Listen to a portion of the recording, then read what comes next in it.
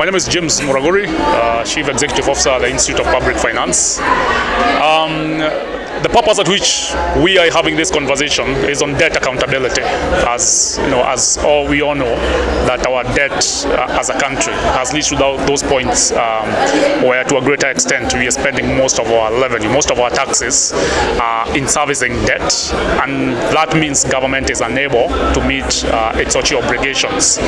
As most Kenyans are aware, the last financial year ending June 2024, the government was unable to transfer the full batch of money owed to counties, and so those resources have been transferred this financial year in July.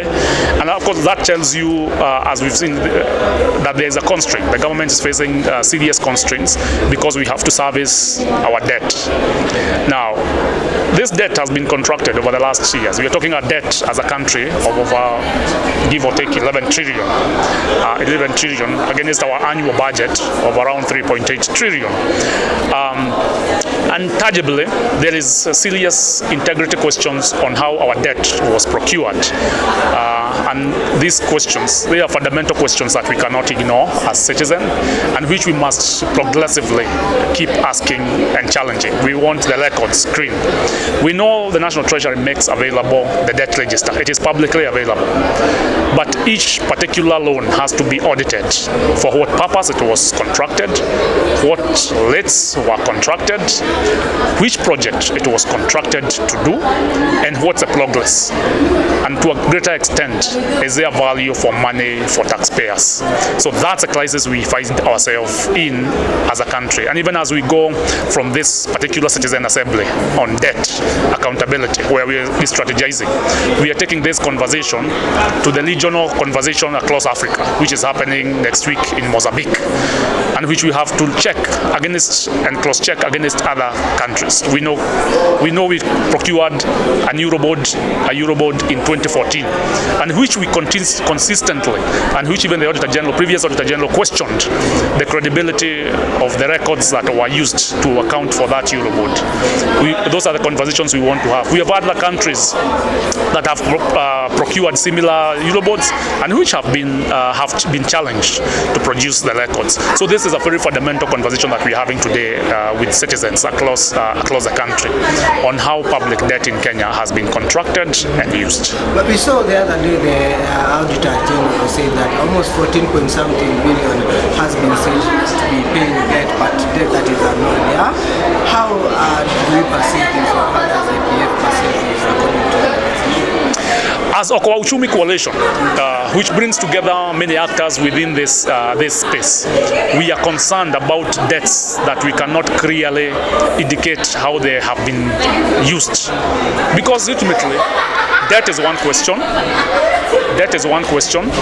Repayment is another question, because that comes from taxes. So that's a conversation that's happening, and the Auditor General has done something very good. That is an authority. They have questioned those particular debts, and those particular debts then it's up to citizen to take that conversation forward, especially asking those questions to a parliament, because parliament, the crisis we find ourselves in is the parliament that was between 2013 to 2022. That is a parliament that has put us in this crisis.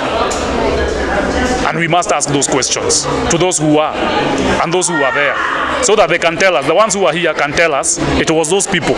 So how do we help them go after those people so that we can claim back our money?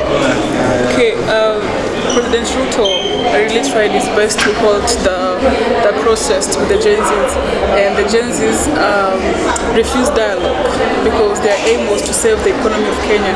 So since Gen Zs refused dialogue, you as Okoa Coalition, have you guys given the government any alternative to save the economy? Well, you see, there is no alternative to give to the government to save the economy. So first of all, the only alternative is live within your means. Let's first of all accept that we have to live within our means. As it was given, the numbers given in the morning showed us that last year alone we borrowed 920 billion new debt. 920 billion.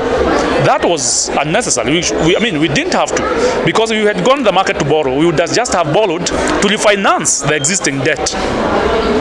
But what the only option this government needs to is fiscal discipline, which is not there currently. And so the only means out is live within your means. The president has committed to a zero-based budget, meaning if we are going to buy books for schools, we are not assuming that there were books last year. We are starting from this year and saying there are books. But do we need those books?